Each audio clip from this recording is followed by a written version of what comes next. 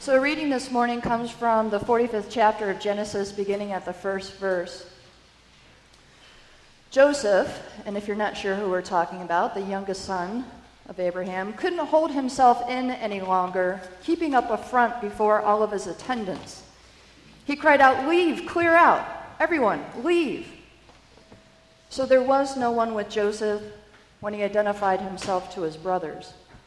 But his sobbing was so violent that the Egyptians couldn't help but hear him, and the news was soon reported to Pharaoh's palace. Joseph spoke to his brothers, "I am Joseph. Is my father really still alive?"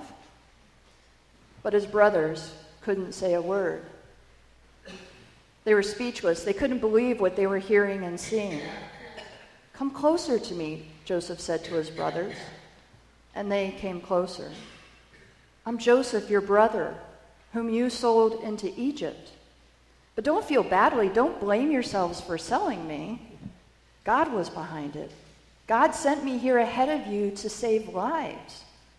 There's been a famine in the land now for 2 years, and the famine will continue for 5 more years, neither plowing nor harvesting.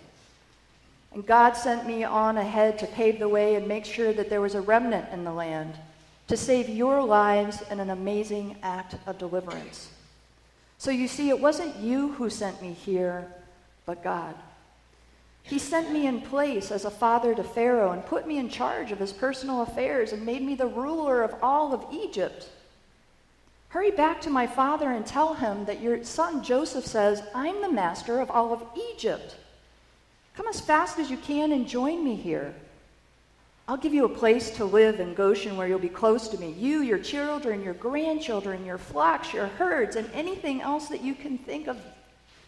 I'll take care of you there completely.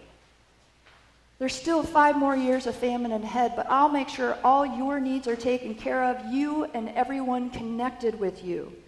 You won't want for a thing. Look at me. You can see for yourselves, my brother Benjamin can see for himself that it's me, my own mouth, telling you all this. Tell my father all about the high position I hold in Egypt and tell him everything you've seen here. But don't take all day. Hurry up and get my father down here." And then Joseph threw himself on his brother Benjamin's neck and wept.